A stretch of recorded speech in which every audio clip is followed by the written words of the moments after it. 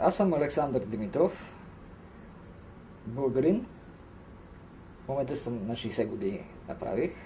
Преди 40 години бях на 20 и как да кажа, самите събития ме накараха да взема участие в тях. Роден съм, роден съм в София след края на Втората световна война. Първото политическо събитие, което си спомням, беше смъртта на Сталин. И бях много очуден, защото хората не бяха тъжни. Бяха тъжни само вестниците, а хората не тъжаха толкова. Аз бях малко дете и това ме озадачи, но после почнах да мисля. 10 годишен бях, 11, когато стана унгарската революция. Тогава гостите у нас слушах как говорят в полза на унгарците. И почнах да се интересувам пък защо нещата не са така, както би трябвало да бъдат. Те стават по един начин, а ги обясняват по друг. И почнах тогава да се интересувам от история, да си обясня процесите, докато завърших гимназия, отидах в войник. От какво семейство произхожда? Баща ми е инженер, машинен инженер. Майка ми беше зъболекарка, завършила в Франция, в Nancy. И може би тя ми е дала така едно чувство към справедливостта, към правдата, да не казвам на черното бяло и да се стремя да си запазва достоинството и личното, и на народа си. И тя е от политически активното семейство? Баща е бил народен представител от радикалната партия, която според комунистическата терминология беше най-лявата от буржуазните партии. 20-те години. Бил е шеф на инспектората, училищен инспектората в Старозагорския окръг или област, там как е бил тогава, не знам. Но баща ми и майка ми не са развили никаква политическа дейност, защото те са завършили непосредствено преди войната. През войната баща ми е бил мобилизиран в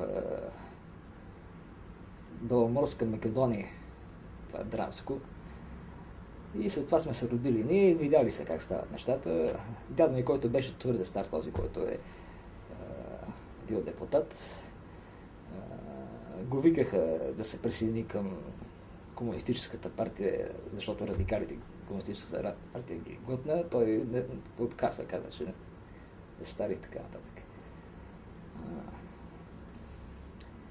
Но, нали, аз се различавах от много хора, които мислят като мен, че ние не сме били собственици никога.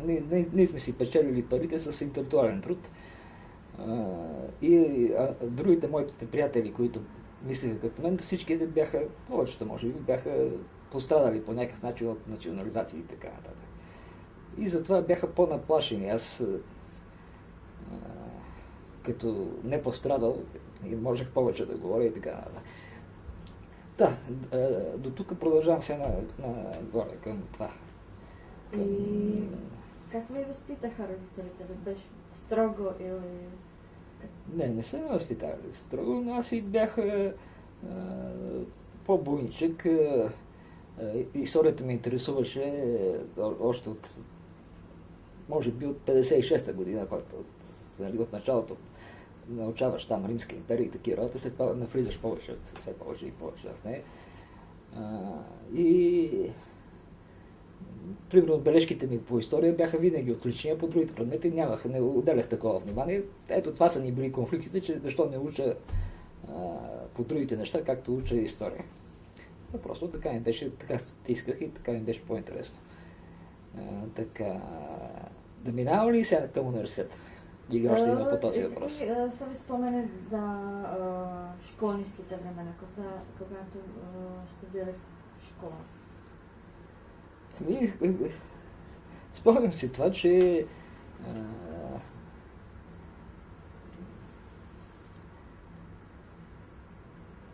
че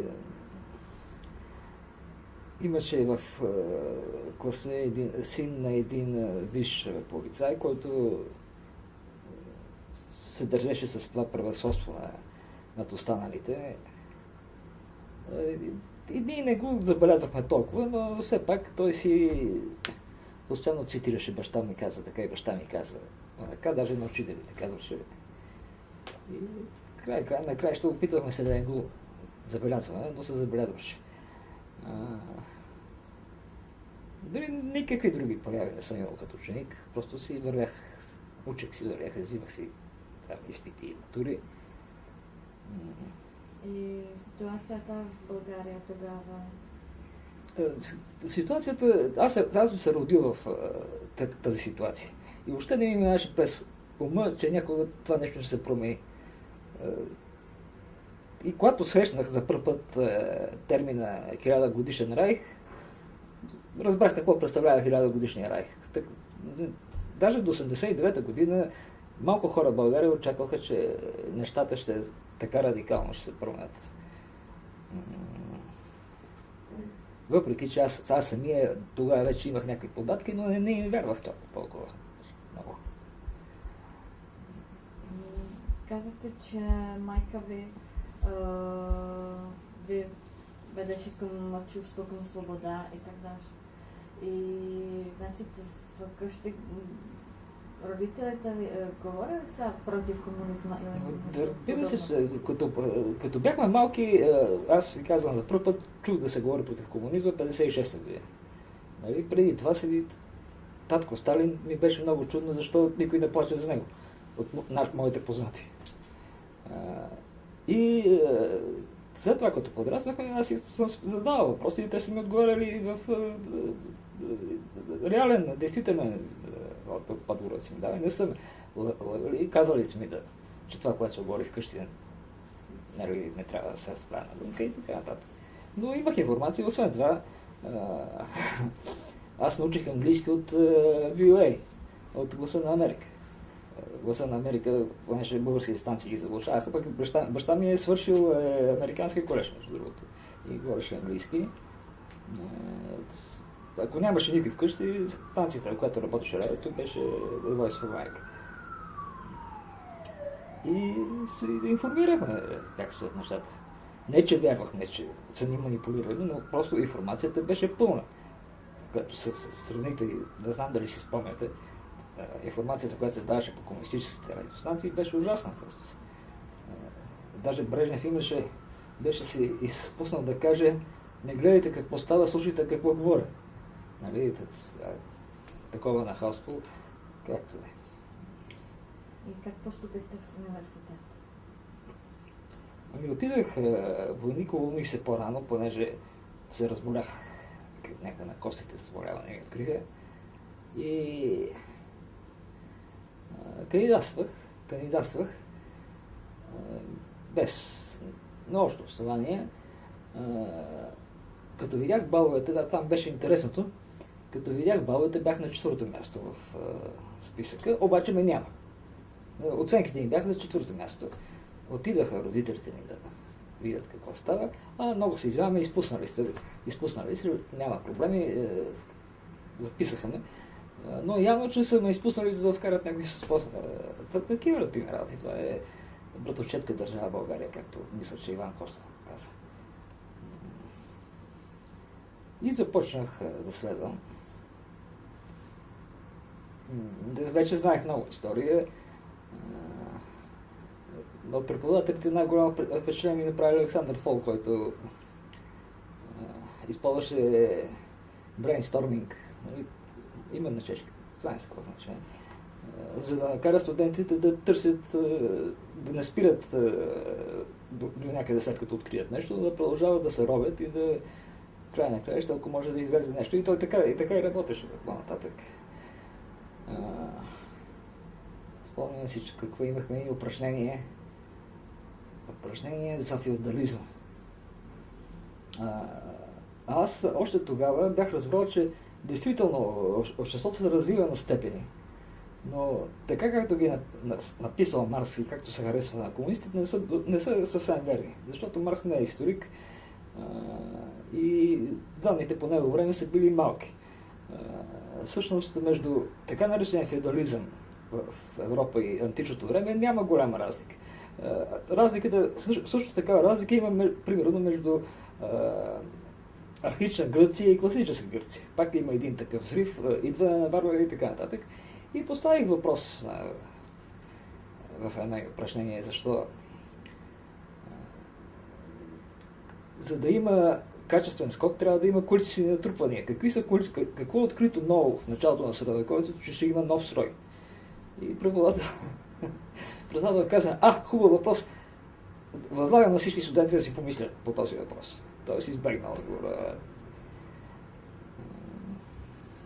Аз прочетох, че ви смятаха за марксист. Вижте, значи, аз твърдя, че съм марксист, защото Дубчек беше марксист. Това, което иска да прокарам и моите приятели да поддържат политиката, че ние не искаме да сваляме комунизма.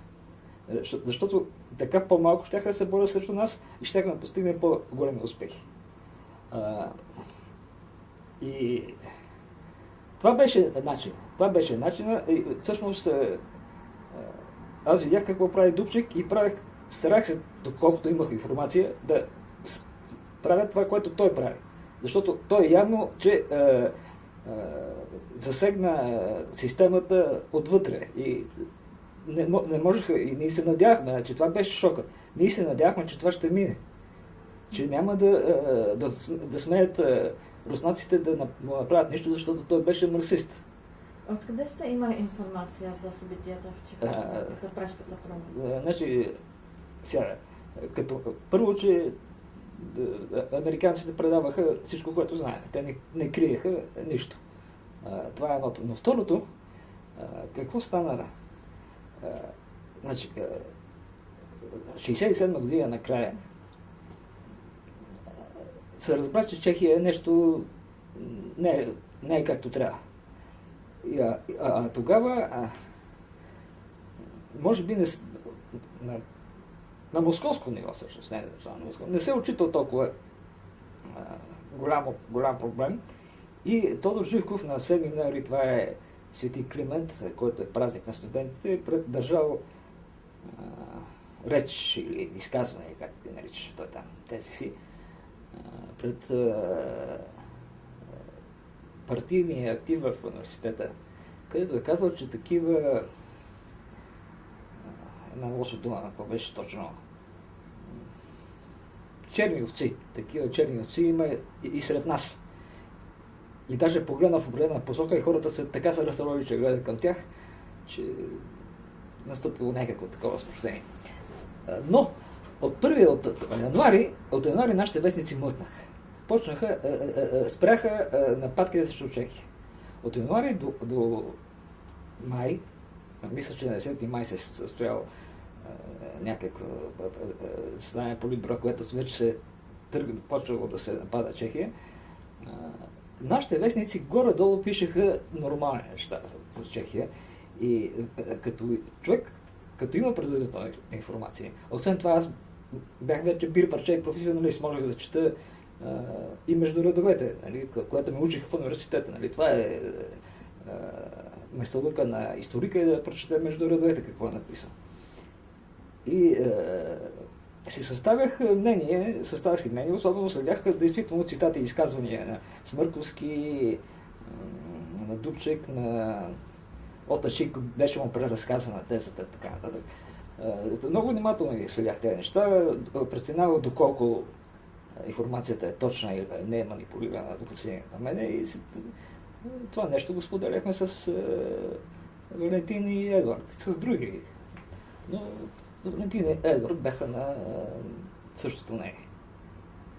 И обща ситуация, обстановка в България тогава, когато говорим за дисидентство, да речем. Каква е била ситуация преди Пражката пролет или във време на Пражката пролет? Дали съществували са такива групи дисидентски или...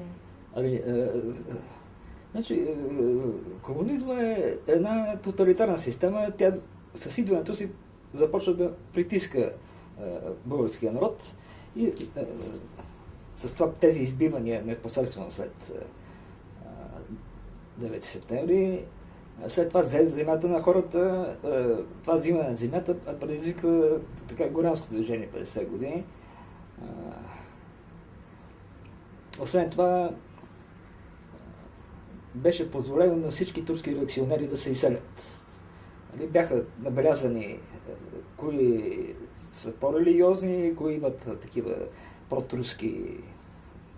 Значи това стана 52 година, преди това са ги поручвали и голяма част, някъде 51-52 година са изсели в Турция по подбора на властите в България. Но общо взето властта беше по-активна, а не народът по-активен спрямо властта. И имаше, ставаха известни случаите на саморазправа в Комунистическата партия. Нали, генерал Славчо Трънски, един известен партизанин, е бил прибиван в милицията и то под ръководството на съветски съветник. Караха се помежду си и какво да ви кажа, хората гледаха, мислеха, се надяваха, че някой от тях малко ще либерализира нещата. В тях им беше надеждата, в комунистическа върхушка, а не в самото дисидентство. Като станаха унгарски събития, арестуваха и да изключиха за причина и безпричина сумата хора, но това беше репресията на комунизмата. Самото движението не беше някакво движение, а всъщност българските другари искат да покажат на съветските другари как владее ситуацията. И сплашваха хората, сплашваха народа. Имаше два известни концлагера, особено втория в Ловеч, които са били...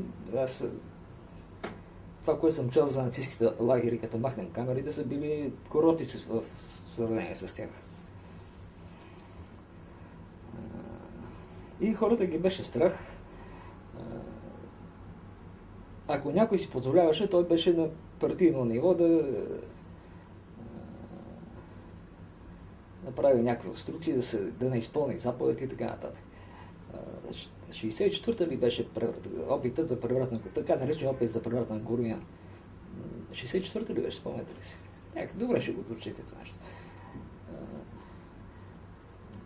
Където всъщност официално ги изкараха, че са про-китайски. Аз бях в затвора с един от тях, Велчев, полковник Велчев. Той действително беше убеден догматичен комунист. Но едно отцепване от съветските органи, ако те бяха постигнали, може би щеше да бъде по-добре, независимо, че бяха така твърдоглави комунисти, но то не беше преврат, те направо ги разкриха и ги хванаха и горина се самоубили или го, как се казва на чешки, дефенестрираха.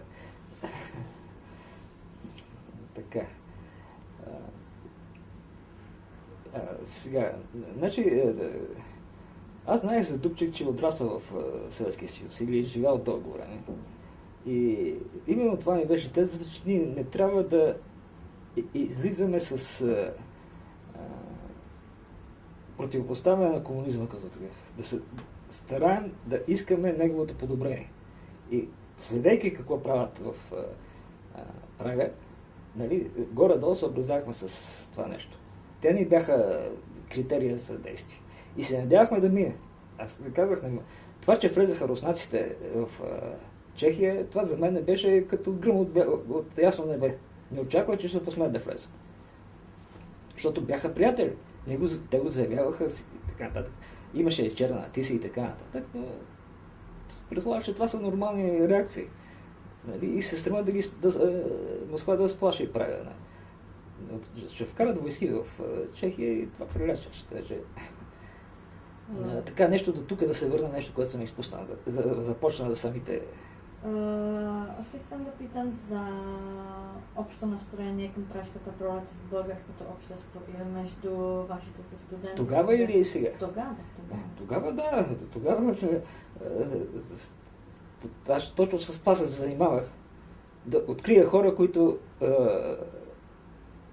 поне разбират какво става и искат някакви промени. Действително открих. Значи, дъщерята на председател на Академията на науките, Мария Тодорова, която сега в Щатите, тя знаеше какво правим. И не издаде. Те откриха, че знаят. Не знам как се казва, но все пак и простиха, защото е дъщеря на... Нас не поддържаше, аз не съм му казал какво правим, но политически Чавдар Найденов, който е внук на Георги Дамянов, първият председател на Народното събрание. И доста други. Професор Стайко Трифонов, не знам дали го помните. Той почина малко пък 8-9 години.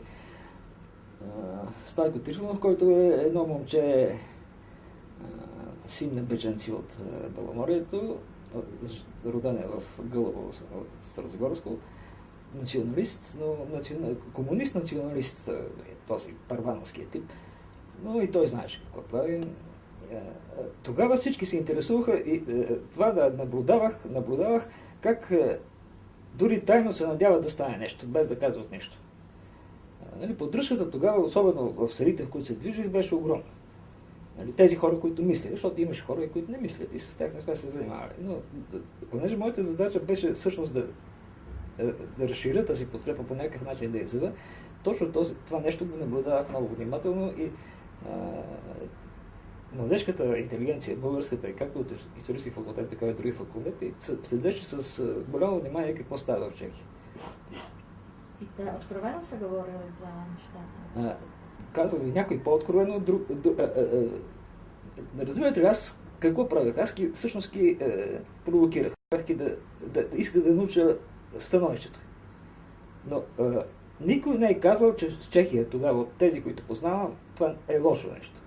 Че това не е комунизъм, че, нали, може би не съм търсил такива, които биха казали, но с тези, които съм говорил и които съм надявал да не подкрепят, всичките бяха гласно или негласно на страната на това, което става в Чехословакия. Това било преди август? Да, преди август.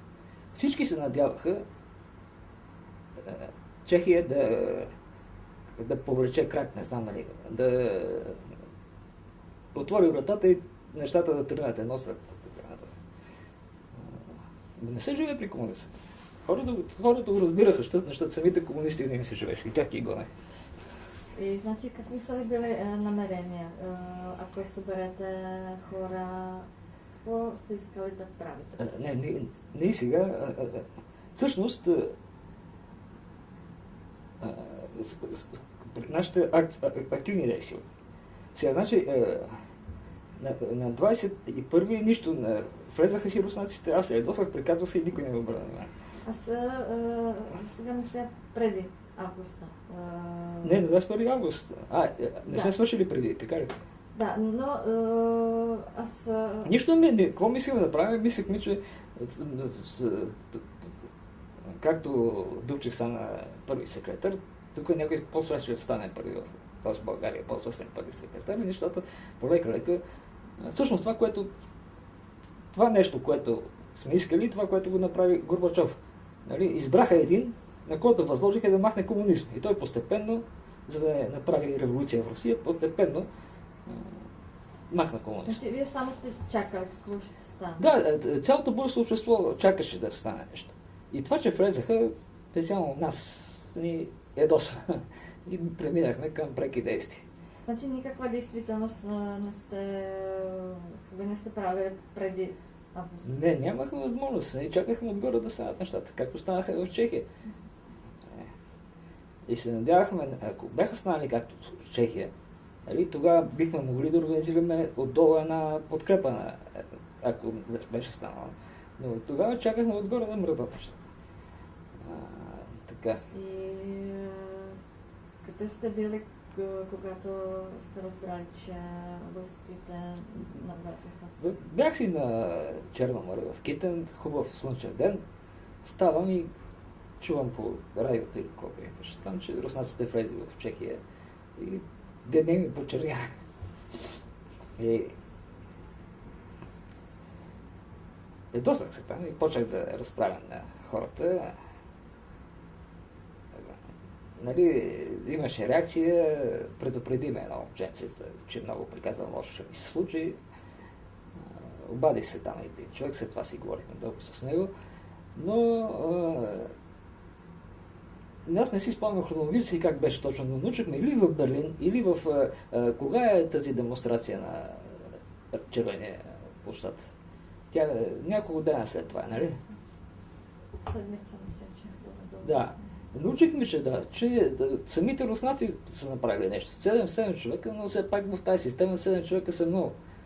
А в България мъкна като напикана си, бе. И казахме, не може така. Да вземем да направим нещо, този народ трябва да се осъзнае. И нали, аз като се върнах и намерих Валентин и Едуард, тези, с които в общи линии имахме не само общо мнение, но специално аз съм ги карал, пък Валентин по-скоро, Едуард не беше комсомолец. Говорихме след хората и Едуард имаше и другото лошо нещо, че той заплашваше и хората се страхуваха малко от него. Ние бяхме по-политични.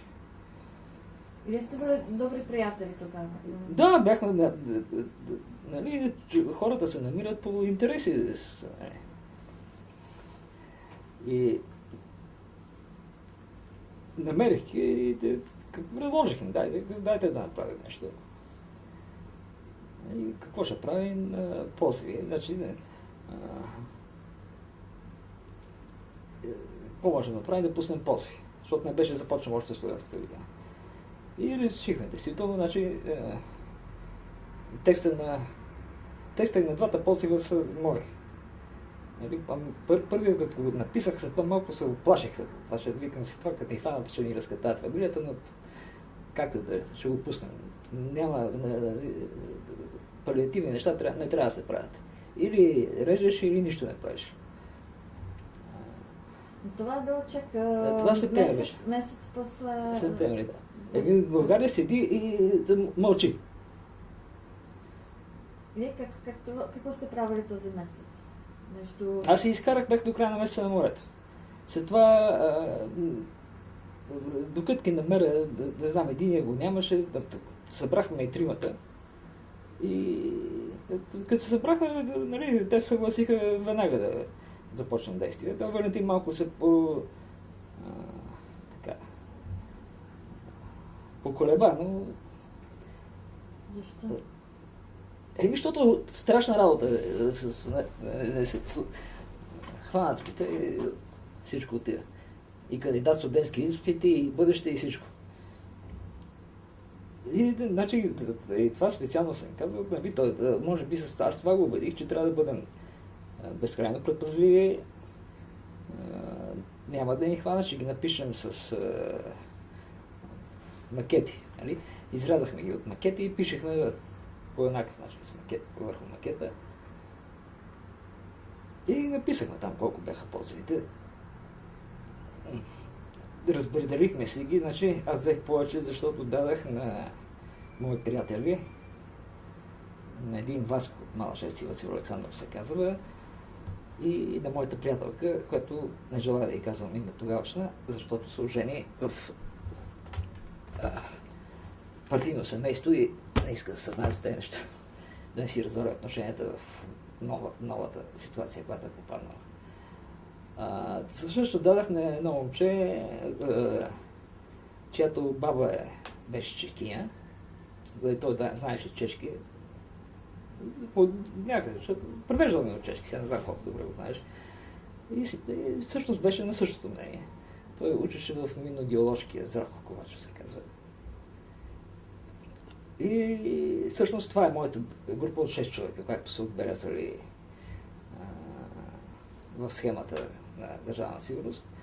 6 човека е защото, за да създам по-голяма тежест на цялата история, умножих нещата по 2.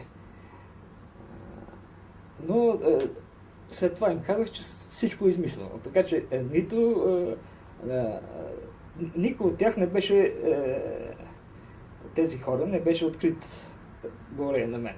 Но понеже с Здравко живее през 2 улици,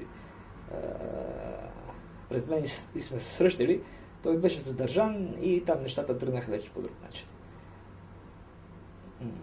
И какви са били текстове? Значи, първият този най-важният беше, защото беше късно вече. Вън войските на марионетката Живков от Чехословакия.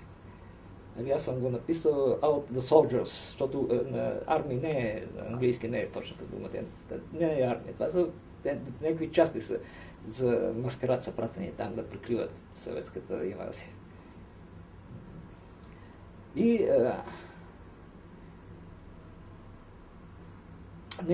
по-късно на Червения площад беше по-късно, защото може би Едвард тогава даде идеята да ги подкрепим и тях. Да ги подкрепим и тях, а самото оформяне аз го направих на позива руснаците протестират на Червения площад. Единият вариант беше какво правиш ти, а другият вариант беше хора дет. Аз не знам как е на чешки и на английски това хора дет. Как е на чешки? Lidé bděte. Lidé bděte. Като на български. Нали? Като Фучик беше много изучаван и трябваше да се използва този мост, хората по някакъв начин да се мобилизират. Така и понеже горе-долу нищо не ставаше, аз очаквах веднага да се завъртат около нас, но никой нищо нямаше ги никакви. И как сте ги разпространявали? Значи аз ги разпространявах в София, в център. Аз Здравко не знам дали ги разпространявам изобщо, той ми е казал, че ги разпространявам, но момичето живееше в Лозенец, в южната към Витоша и тя ги е пуснала там по почтенските кутии. Васил ги е разпространил в северните квартали, в Малашев, Сирландовци, Надежда и така.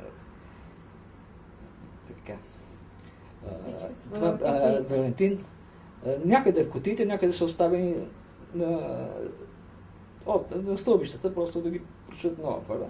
Аз след това четах справката, че един другар както си станал сутринта с голямо възмущение, видял някаква мерзост написана на листче пред вратата си и така нататък. Валентин отиде до Пловдив и пусна в Пловдив и Пазарджик. Едуард ги разпространяваше там в тяхната към около Сточна гара ги разпространи някъде, между Сточна гара и Народна библиотека там някъде ги разпространи. Но Валентин, понеже имаше роднина в Пловдив, как беше точно отиде му на гости, използвайки това, слезал, тогава можеш да се прекъснеш. Слезал в Пазарджик, пуснала там нещо и другите пуснал в Пловдив. Не сме, нали, гледахме да ги пуснем почтенските кутии, но навсякъде, а не да ги оставяме на улицата, защото тогава ще ги отнесе и нямахме много да ги лепим, но или ги оставахме на места, където могат да бъдат прочетнати и не издухани от вятър. Тук, друго, има ли въпрос? Да, значи, ако запаляш, развали картината? Не, спокойно. Може ли да запалиш? Да, спокойно. Да, и значи това са били първите позиви. И вторите позиви? Вторите, как беше точно? Аз тогава имах изпити някакви. Аз имах изпити и не знам... Аз майче тогава не разпространявах вторите. Майче те ги разпространиха, но... Да. Чакай да видя какво е писал тук, как беше точно. Божидарчо.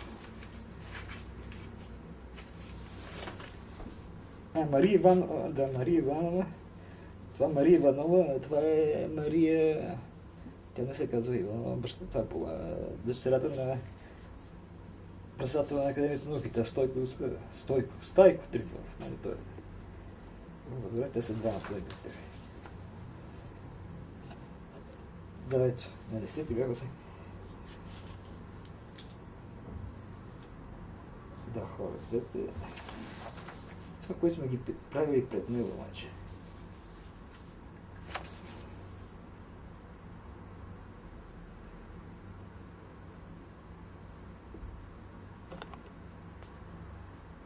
Така и направиха. Добре, това пише с Сашо Сегнат.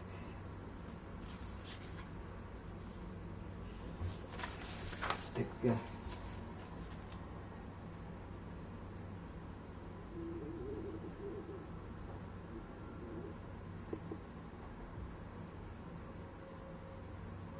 Да, аз тогава, да. Тогава го разбрах този Стриков. И имах някакво дело. И ходих като свидетел, какво правих там. Но появата на Стриков, първо той, нали, хората си личат, дори да беше една съмишленик, той нямаше никаква идеологическа подготовка. И всъщност създаваше вид, че мотивацията му е това, което прави, и той иска да се включи в него, защото има някакъв привкус на уестърн, там приключение. Нали, аз това началото го приех, но забелязах, че когато стане въпрос за някакво по-крайно действие, той винаги искаше, веднага го подкрепяше, малко се усъмних, а след това накрая, когато ни предложи да обърнем влак, нещата станаха ясни, защото все пак знаехме това за противородна дейност беше 5 години и максимум 10 класи в група, а за саботаж 20 години не ти мърдат. И след това, като ги четах нещата, видях какво е написал, значи това беше, никой не се е съгласил да прави саботаж. Нито аз, нито Едър, нито Валентин. Но така е написано, това е... Ние сме вече осъдени според държавна сигурност. Но може, те се предполагат, че Тодор Живков може да поиска да бъдем осъдени на по-голяма, да получим по-голяма присъда и затова това е било дописано, за да, ако поиска Тодор Живков, да бъде включено. Тодор Живков не е поискал и както, ако сте чели в делото, за това нищо не се споменава. Защото те знаят, че са си го измислили и не им е дотрябвало. Но ако не е дотрябвало, те ще ли са да го включат. Така, друго. И кога сте разбрали, че ви следят? Сега, в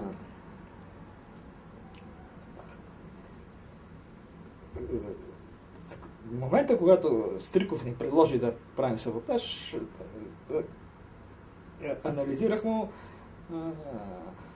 думите, нали, първо се очудих, защото той е войник. Него още повече го съдят. Пък чак толкова да се натиска, без... Нали, аз за Едуард и Валентин знам, че имат идеологическа подготовка. Те искат нещата да се променят. Докато за него нищо не знаем, тази мотивация да се прави на каубой и да... И той сам дойде в вашия група? Той е коншия на Едуард. И ние имахме да привличаме хора, но Едуард не мисли. Той аз ги привличах до определено ниво, съгласно това, което можеха да предоставят. Нали, на внука на Георги Дамянов и на дъщерята на председател на Академията, не съм им казал, че хвърляме пози. Казал съм, че трябва да направим нещо по комсомолска линия и така нататък. Докато Едуард не внимаваше какво прави, и всъщност неговата цел беше да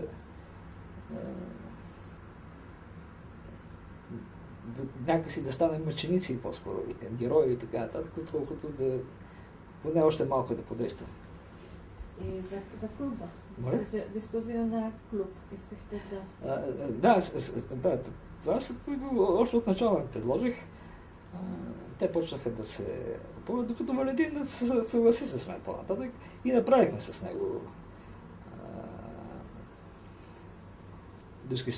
дискусионен клуб.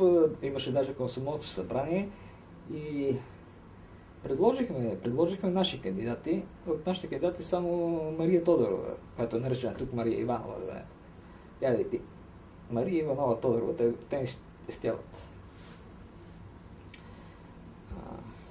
Тя беше избрана в ръководството на комсомол.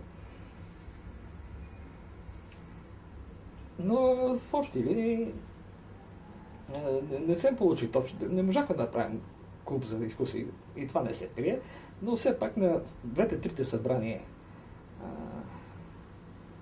които направихме, се постави и така въпроса, дали пък не е грешка, грешката не е на Чехия, а на Съветския съюз. Защото все пак комунизма трябва да има бъдеще, не може да бъде един и същ 1000 години, трябва да се развива по някакъв начин. Такива си работи. Нали, това са, направихме опити и бяхме арестувани. На 29 октомври, мисля, че ме арестувах.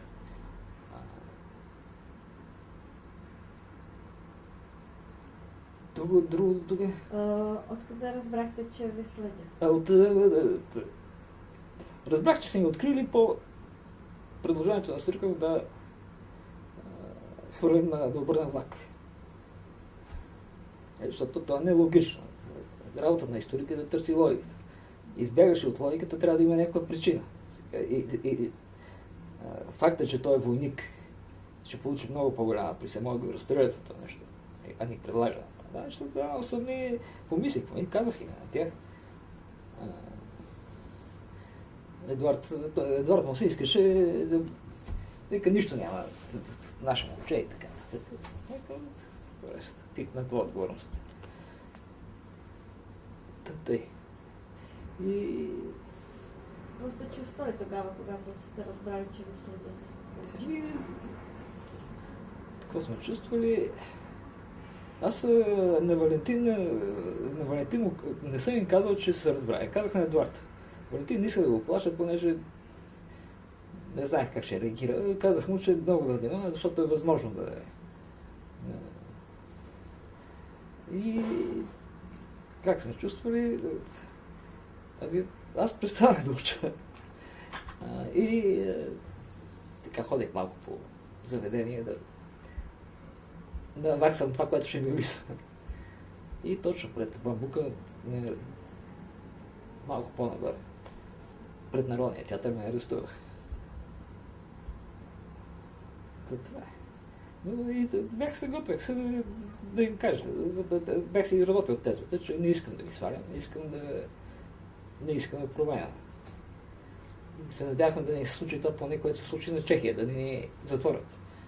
Да ни накажат да ни затворят. Но, така е. Но това, че знаех си, че Тодор Живков, кой сме написали, че е марионетка, ще го нервира. Но нещата, след това, когато не затвориха, значи, първо, че не се видяхме, ние не се видяхме. След това аз гледах да имам амнезия, когато ни разпитаха. И им показаха този от Малков, който по-късно направи преврата. Той ми донесе показанията на Едуард, в което той описва точно какво сме правили, но с този апломб на саможертва. И викам си, това момче не трябваше така да става. И тогава и аз си казах каквото мислех, че той е казал и така, което видях сега. И попитваха ме там, но аз казвах, че съм лъжал, че съм ги лъгал от тях, че съм се правил на герой. Гледах да... Освен така, и даже него опитах Романков. Не беше ли по-хубаво в Чехия, да бъде като в Чехия отколко. Така. И той ми каза, че това са наши работи, не са ваши. Нали, това... Спомням си по-късно, ме извикаха значи това беше след 84 по за справка в милицията и ми казаха ми, защо сте разправили вицове за нашите ръководители. Викам, какъв виц съм правил? Ми казали сте, че на главата на Горбачов има картата на Афганистан. Аз викам, той Горбачов не е ваш ръководител, той е наш. И полицаят той, понеже тъп, така тъпо ме погледа. Си вие всичко сте казали на полицията? Не. Казах им, че тази моята група не съществува. Тя е плод на въображението.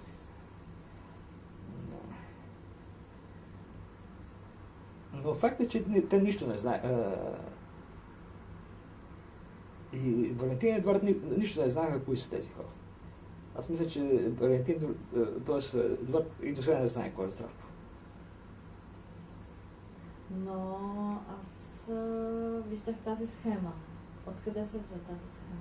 Тази схема аз я взех, когато ми даваха си прочета досието.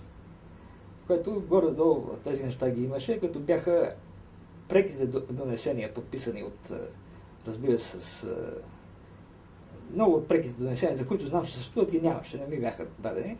Но в общи линии до даже Стриков. Каква е съдбата на Стриков? Стриков по-нататък се е развил като професионален разунач. 89-та година го видях облечен като скинар. Тоест, пратили го при скинарите да се прави на скинар, но толкова смешен беше, като се пострига на глава с... И толкова... А той завършил някаква школа по стрелба и беше инструктор по стрелба. И преди да отида да ми дадат, защото те ми, може би, година и половина не ми бях подал молбата, ги нямате, отидах в Съюза на репресираните и казах какво е това нещо, дайте да процесираме и след една седмица ме извиках. Значи, много пряка връзка е между Съюза на репресираните и МВР, както да е. Но Стриков какво направил? Взел, че някакви младежи го дразнили, дигали му шум. Взел, че стрелял срещу тях и застрелял едно от момчетата. И беше осъден в каран затвора. И затова те са го отписали вече и ми дадаха името. Както виждате, никакво друго и него са го отписали и да върви там по дяволите. Така се реши. И значи Стриков, това е вярно име? Да, това му име. Казва се Божидар Симеонов Стриков. Ага, да. И Калин? Калин е Здравко Ковачев, който може би живее в Чехия си. Защото той веднага след 89-та година издаде се оплаши. Аз го видях, но той беше гузен, мълчалив и замина за Чехия. Замина за някъде, не знам, но предполагам, че е в Чехия, защото знае чешки и има роднини. Но те са знаели за него, защо не е осъден? Защото те го използваха да дава сведения. Ние си поддържахме връзките след това и той е дал ето там тези. Това са част от сведенията. Има и други. Те са смесени. Като дойдете в България, ще ви дам още. И благодарение на неговите сведения след това откриха заповедта, издадена заповедта за изселването. Че продължавам да какво да правя, да бъда враг и така нататък. Добре, и значи първ разпит или те ползваха ли насилие? Не, това ме очуди, че с пръст не са ме пипнали. Аз очаквах да ни набият. Но те вече бяха минали на по-съвременна система. Първата им работа да ме затворят в един шакирия. Не знам, близо месец бях в един шакирия, което малко трудно се издържа, но галява така волята. След като те пуснат, вече знаеш какво да правиш в трудни ситуации. И след това ме сложиха при две много симпатични момчета. Едното бягало през границата, другия пък от Швеция го върнали се бегалци. Значи политически. Бежанци, опитали се да бягат. Нали, те ги водеха политически, но те бягат по икономически причини, по-скоро, отколкото по политически. Но и двете се оказа, че започнаха да ме питат неща, които не ги интересуват или нямат къде да знаят как да си зададат въпросите. Но системата, самите полицаи не са достатъчно умни и те, мислейки от своето ниво, не предполагат, че не могат да се задават точно такива въпроси. По-скоро да съдят и да не приказват, човек повече може да каже. Но като тръгна като възложат въпроси, то за 5 минути проличава какво е положението. По този начин се опитаха да научат нещо. И аз им почнах да играя някаква игра, научихме, че са разпитвали това. Александър, един колега, като локатор е записан тук, това беше името. Александър, къде е схемата? Както Ненов, мисля, че се казваше. И научих, че са го разпитвали и понеже той нищо не знаеше, той беше страхлив такъв. И аз просто да придвижа нещата напред, започнах да играя, почнах да гледам през ключалката, дали не са арестували този човек. И на тях им казвам, и действително съм му създал неприятности, но той, понеже е чист и нищо не знаеше, не е имало последствия, но нали, трябва да се прави нещо някакси да се изиграе играч също така. И търпяха ме и ме преместиха в там колкото срока, който преместиха в Централния затвор, за да чакам присъдата. И по едно време удовлетвориха молбата на моите родители и на родителите на Валентин да ни пуснат под гаранция. Като че ли няма да ни осъдат. Но пускането под гаранция,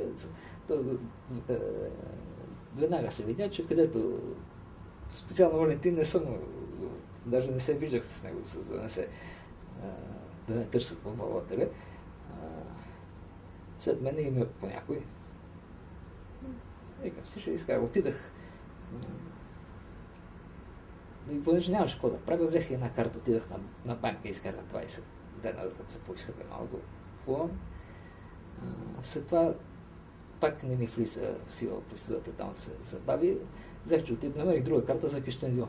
И в Кюстендил ме арестуваха пак, защото ми се стори много близо до границата. Арестуваха и вече вкараха да си издържавам присъдата. Издържаваха в Старозагорския затвор. В политическата част, в политическия секция там. И беше интересно, право да кажа. Аз толкова интересни хора на едно място никога не бях виждал. Нали, имаше турци, имаше помаци, имаше земеделци.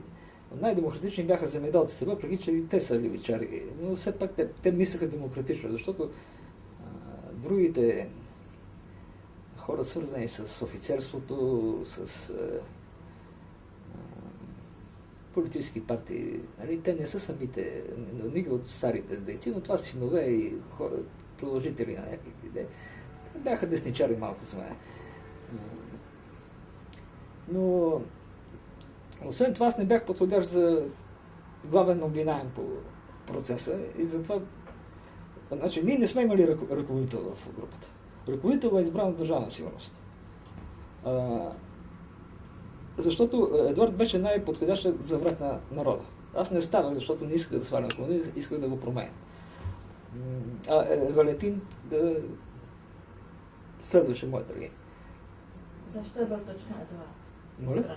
Защо е бил Едуард? Защото Едуард казваше, че комунистите трябва да се изличат от комунизма, трябва да се изличат от лицето на земята, т.е. това какво значи? Да се избият комунистите. Не беше член на Комсомола. И освен това, под неговите, това, което ми показаха, за да ме накарат да приказвам, той така е позасилил нещата, че да бъде по-страшно да ги оплаши по някакъв начин. Те не се оплашиха много, но за мен това го избраха за враг номер 1. И на делото, когато стигнахме на дело, той не си взе адвокат. И искаше да защитава сам и така нататък. Те не му дадаха. Щом си отвори устата, прокурора казва, няма какво да го слушаме този и натисна полицаята. И това беше. Докато моите адвокати казаха, моят адвокат беше много добър, на Валентин не си спомням, но моят адвокат каза, че сме добри семейства, че ето, даже и на Едуард баща беше преподавател по нещо там в някои от технически институти. Нали, родителите не са имали баща му Валю беше журналист в Труд, който беше тогава вестник на профсъюзите. И горе-долу, но това всъщност нямаше голямо значение, защото присъдите са били определени преди това. Едуард е бил избран за най-опасен и най-отявлен противник на комунизма. На нас са ни дали толкова, нали, решили се да не ни дават голяма присъда, като с това със саботажа, въпреки че този си написал, че аз съм казал, във възторг съм избухнал да... Нали, защото... И защо аз да избухна във възторг? Защото според Стриков всичко след... Аз съм водача на групата. Нали, той от мен, защото аз съм във възторг, значи другите ме подкрепят. Нали? Така беше, така се... Горе-долу това беше становището, докато не сложиха Едуард на първо място. И за какво говорих за това? На самото дело. И осъдиха ни. За Стара Загора, моята майка от Стара Загора, тази, която е следвала в Франция, баща е бил на работа там, шеф на инспектората на Стара Загора. Но нейният брат, който е починал малко преди 9-ти сърце, е бил адвокат. От добрите адвокати в Стара Загора и поспасил някой друг комунист. Та майка ми ги намери. Те влезаха във връзка с директора на затвора и въпреки, че не бях много примера, лежах в карцера и изведнъж ме предложиха за предсрочно освобождение. Там имаше някакви амнисти. И след това разбрах какво е станало вече. Че нали, в България каквото и да стане, трябва с връзка да стане. Но пуснаха ме, но веднага ме пое Софийската държавна сигурност. Започнаха да правят провокации. Аз не си спирах да си приказвам. Те ви пуснаха предварително. Значи аз бях осъден на 3 години, след това ме беше намалено на 2 години. Така, пуснаха ме за амнистията и ме предложиха. Аз не очаквах да ме предложат за амнистията, но не ме пуснаха на самата амнистия, а ми съкратиха с 6 месеца. Да не излеза на самия там на 9 септември, какво беше амнистията, да не излеза на 9 септември, защото малко се оплашиха да ме пуснат точно на 9, какво ще кажа този човек. Значи като година и половина. Година и половина съм лежал. И в Стара Загора ми беше по-хубаво, отколкото в София. Защото там, нали, като имаше един Иван Манов, който беше осъден 10 години за това, че е давал мониторинг на BBC, мисля. И това го тълкуваха като шпионаж. Как българите слушат в... за англичаните това е била работа. Те са му плащали като на журналист. Той беше интелигентен човек, сме си говорили за... Но в София веднага се разбра, че не ме искат много и аз не си давах много зор да си прибирам приказката. И извикаха ме там на 8 август беше, да. Да, преди някаква годишна от 21 август, за да бит да съм точно, взема да направя някой опит за преврат точно на 21 август. И ме изсърих. И бях там 2 години и половина. И накъде ви си? Овча могила Свищовско. И аз понеже така ме влече етнографията, пак ми беше интересно. Пак ми беше интересно и там пък, и там местните разузнавачи, пък те бяха на едно такова ниво, така малко си, беше ми смешно да ме подпитват и аз да им давам сведения. Малко се така им разправях. Неща, които не са за пред хората и те с това ги проверявах. Така, смешна и тъжна работа. И там излежах си, върнах се в София. Какво сте правили там? Работех на една бетонна въртачка. Бетон бърках. То бетон, нали знаете в България как се работи. По сутрин, като се започва, мога да се свършва. Аз точно такива работи винаги съм търсил да ми остане време за четене. Закарах си библиотеката. От специално виха решение да се върна в София, да си закарах тези част от библиотеката, която трябваше да прочетат и просто останалото време си четях. Имаше там някакъв... Да, имаше от това село беше мистер Дълбоков. Там беше брат му, който беше директор на училището местното. Той играеше много хубаво шах, така и сме си играли с него шаха и за такива работи. Но... И отношенията на другите хора към вас? Те са свикнали. Не, вижте, значи това Пазаря са... бихте